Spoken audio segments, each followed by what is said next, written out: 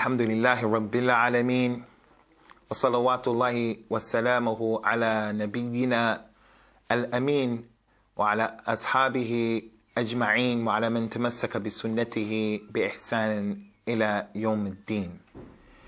أما بعد، السلام عليكم ورحمة الله وبركاته. Welcome again to a new episode of the Sunnah the Better. And I'm your brother and your host, Abu Usamah Ad-Dhahabi. Ahlan wa sahlan wa marhaban bikum jami'a. In our previous two episodes, we've been dealing with the issue of love in light of the Quran and in light of the authentic Sunnah of the Prophet sallallahu alaihi wa ala alihi wasallam.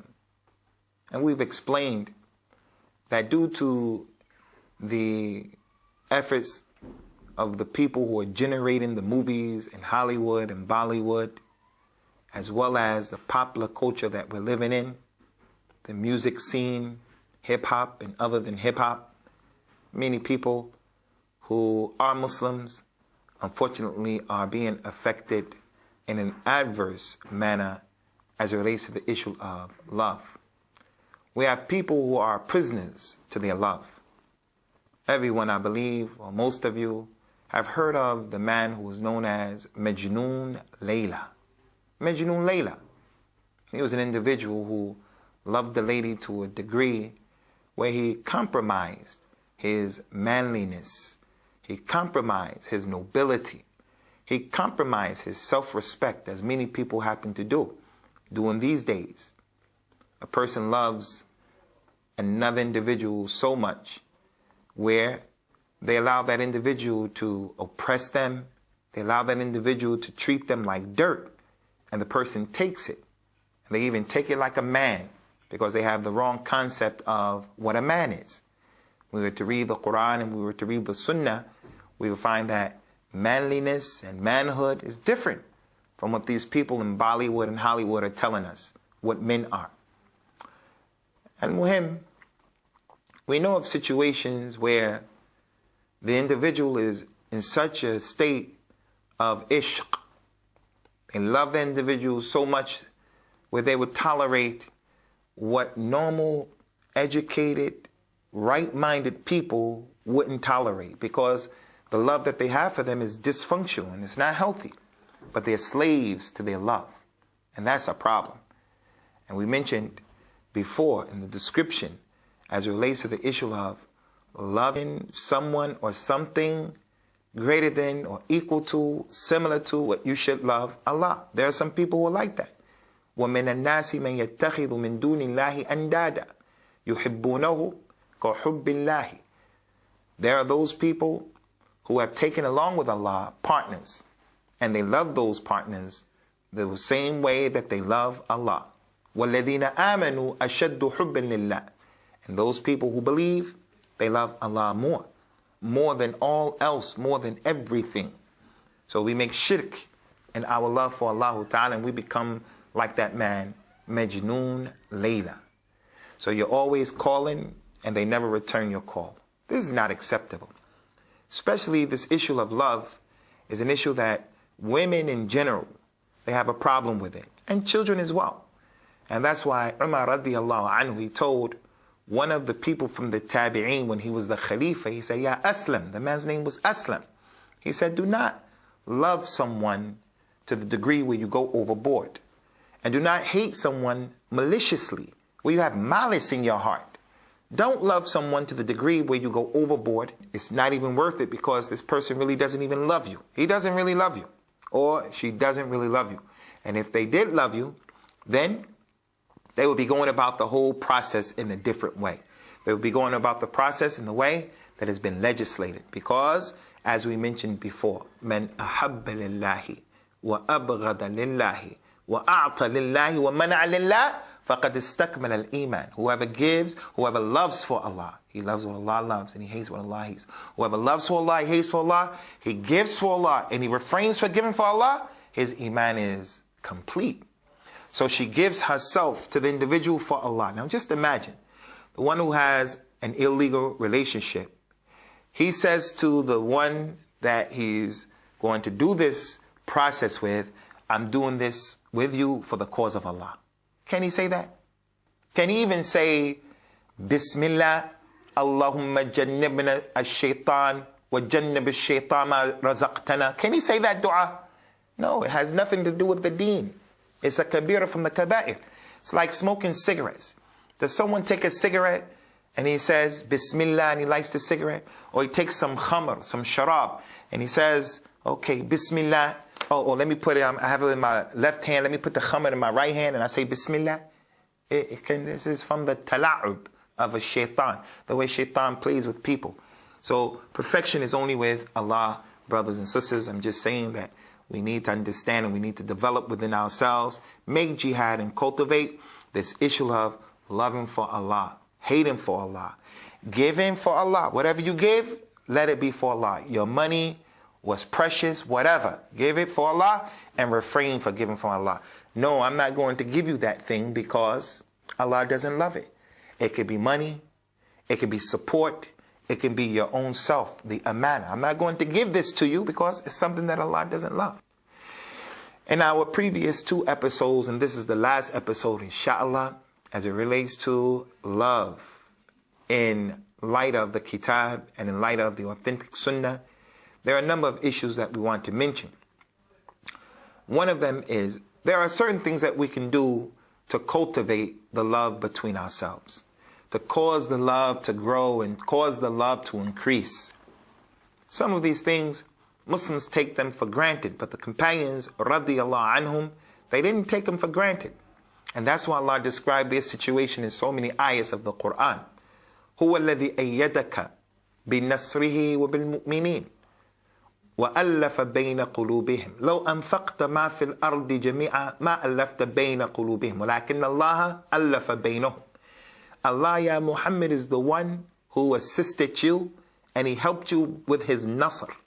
And he also helped you by the believers, radiyallahu anhum. And he brought their hearts together. If you were to spend and ransom all of the money in the earth to unite them and to bring their hearts together, never would you have been able to do so. But Allah brought their hearts together. He brought their hearts together and made them brothers, mutahabeen.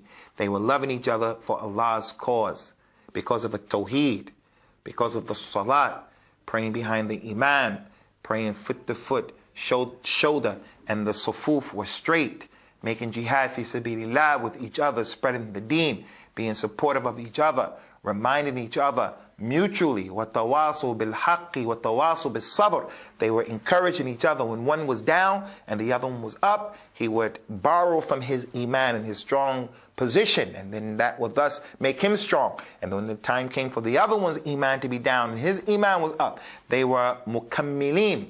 They were completing each other, as the Prophet described, sallallahu alaihi wasallam, and mu'min mir'atul mu'min. The believer is a mirror, a reflection to his brother. He is a support and a reflection to and of his brother. So the companions, as it relates to this love, they understood it, they practice it. We take a lot of it for granted. Like the first thing that we can do in order to enhance and to cultivate and increase the love that exists, or to develop the love that should exist between us. The Prophet ﷺ came and he told his companions emphatically, لا تدخلون الجنة حتى تؤمنوا ولا تؤمنون حتى تحابوا أفلا أدلكم على شيء إذا فعلتموه تحببتم بين أنفسكم قالوا بلى يا رسول الله قال افشوا السلام بينكم. He said, you people will not enter into the Jannah until you believe. Jannah, you will not go into the Jannah until you have iman and you believe in La ilaha illallah. If you love Isa ibn Maryam like you should love Allah, or more than you love Allah, the Jannah is haram for you and you will not go into the Jannah. No matter how many good works you did in this dunya, you will not go into the Jannah hatta yalijul jamal fi sammil khiyat, until the camel can pass through the eye of the needle, and that will never happen. Hayhat, hayhat. So the ayat and the issue that we're dealing with here, of the hadith of the Prophet ﷺ, you people will not enter into Jannah until you have iman. And you will not develop Iman, you won't have Iman until you love one another. Shall I not tell you and inform you of something? If you were to do it, it will increase and enhance the love between you. They say, yes, Ya Rasulullah, what is that? They wanted to know. He said, spread the salam between yourselves. Simply saying to the people, Assalamu alaikum when you see them.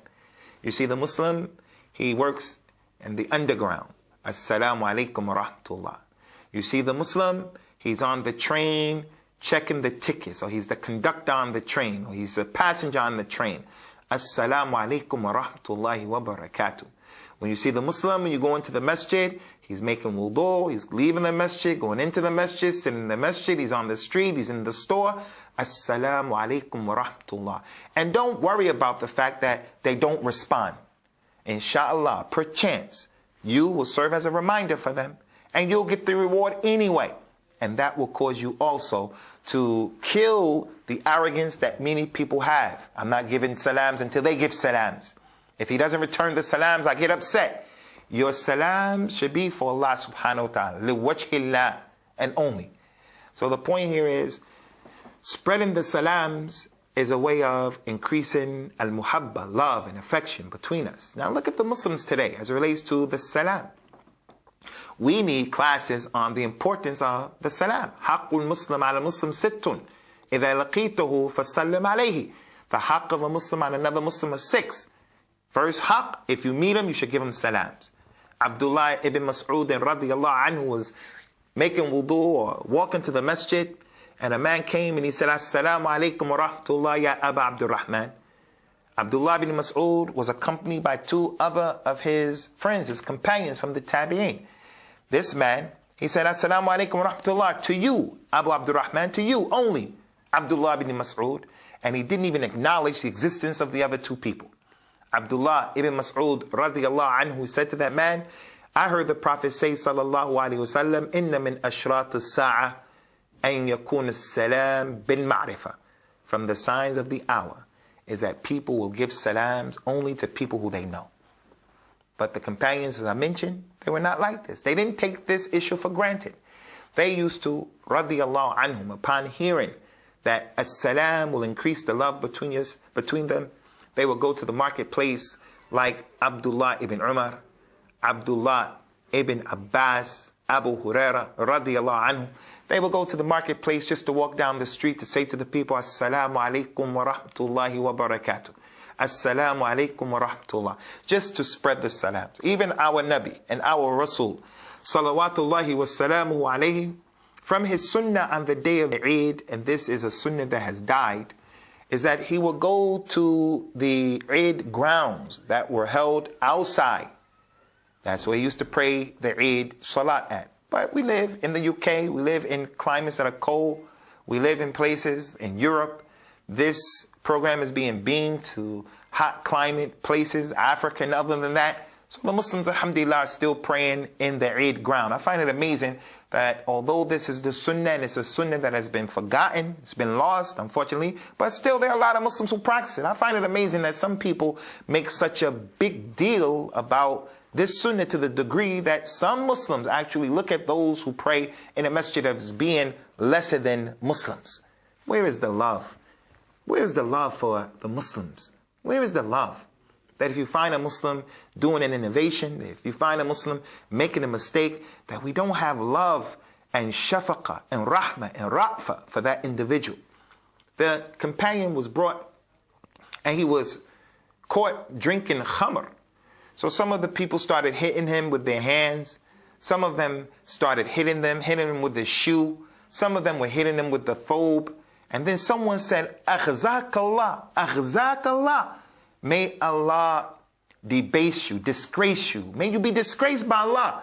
The Prophet told him, sallallahu alayhi wa sallam, La tu'inu alayhi shaitan. Don't help the shaitan on your brother. What is your dua? May Allah break his back. May Allah put him in the hellfire. May Allah disgrace him. May Allah break his neck. What does that benefit him? Yes, we have a religious obligation to separate ourselves from people doing wrong, to separate ourselves from people of innovation. That's a religious obligation, but not open-ended like that. If we separate it from everyone who's doing wrong, we separate it from everyone who's doing innovation, who's going to be there to help the Muslim from stopping. Ansar akhaka zaliman aw madluman.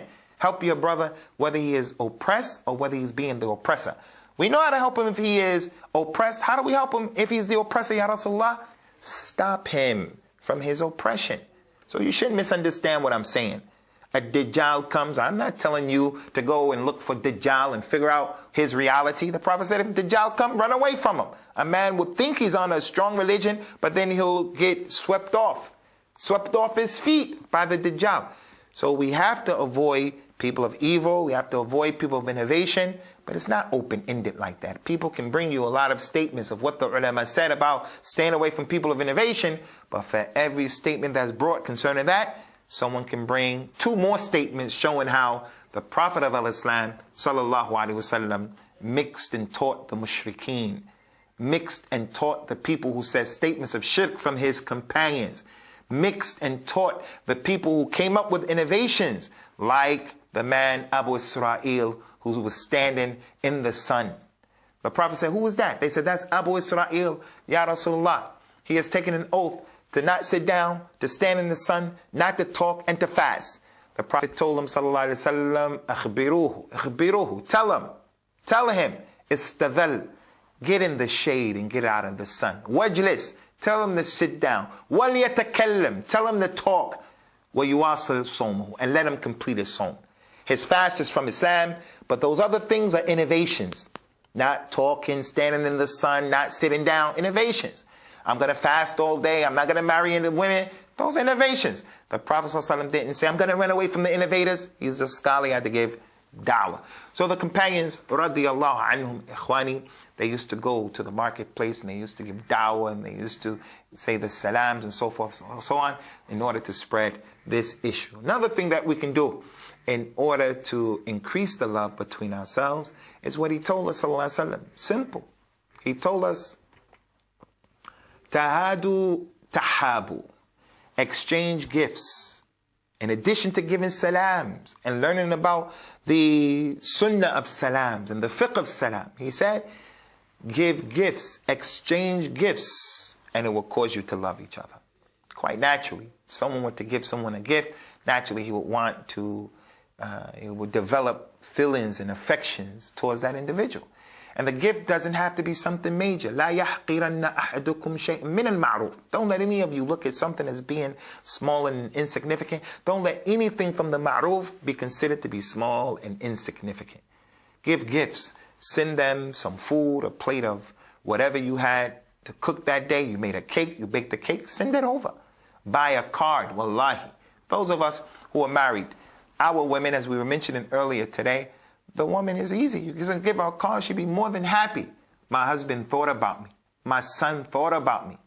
So if we exchange these gifts and don't wait just to the Eid day to do this, and don't wait until the birthday, which has nothing to do with Islam, don't wait until Valentine's Day to show your love and your affection, Mother's Day, Father's Day, la. Just give the gift. She gave you a baby. Honey, this card is for you. These flowers are for you, because I appreciate you and I love you, and I think I don't say it enough. Also, from what will cause our love and our affection to be increased is if you love someone, you shouldn't be shy to tell them, even if they happen to be from the same sex. I'm sad to say that some of our men in particular, fathers, and we have some mothers who are like this, our children grow up not knowing whether we love them or not, because we don't hug them and we teach them the wrong thing. Crying is not a man. Stop being like a baby. Stop being a little girl. What are you talking about? Rasulullah used to cry, sallallahu alaihi wasallam. Abu Bakr used to cry. They couldn't hear his salat. Umar radiallahu anhu, that big strong man, used to cry to the point that he had 2 lines coming down his eyes. So what we can do to increase, to cultivate, to foster this love is to let people know. A man said to the Prophet sallallahu alaihi wasallam when they saw another man walk by, he said, Ya Rasulullah, that man, I love him for Allah's cause. He said, did you tell him? He said, no. He said, tell him. إِذَا أَحَبَّ أَحَدُكُمْ أَخَاهُ فَلْيُخْبِرْهُ. If one of you loves your brother, then go and tell him. And then he told us the reason why. He said, telling your brother that you love him will cause that love to persist and that love to be enhanced. It will cause it to be da'iman. It will continue to go. It will be fostered. The man knows you love him. So from the sunnah is to say to a person, if you love him, Ana uhibbuka. That's in Arabic. You can say it in English, Urdu, Chinese, Pig Latin, whatever you want to say. Now some people say, oh, he said Pig Latin. Yeah, there's a language called Pig Latin. You can say it in Swahili, whatever you want to say. And if someone says to you, I love you for the cause of Allah, the Sunnah, the response, look how Al-Islam has dealt with this issue, how to love. The response is to say back to him, Ahabbakallah alladhi ahbabtani fi. May the one who you love me for his sake also love you. So that's the Sunnah. Inni uhibbuka fillah. And they said back to you, Ahabbakallah alladhi ahbabtani fi. Awli ajlihi. May the one who you love me because of him also love you. That's a dua, which is a gift in and of itself. So those are some of the things that we can do, ikhwani, concerning the issue of loving for the cause of Allah. In addition to that, practicing the deen, al-iltizam, being religious. As Allah Ta'ala mentioned in the Quran, إِنَّ الَّذِينَ آمَنُوا وَعَمِلُوا الصَّالِحَاتِ سَيَجْعَلُ لَهُمُ الرَّحْمَنُ وُدًّا. Those people who believe and do righteous deeds, Ar-Rahman is going to make between them love. So I want you all to know, I love you for Allah's sake and Allah's sake alone. Make dua for us and we make it for you. Wassalamu alaikum wa rahmatullahi wa barakatuh.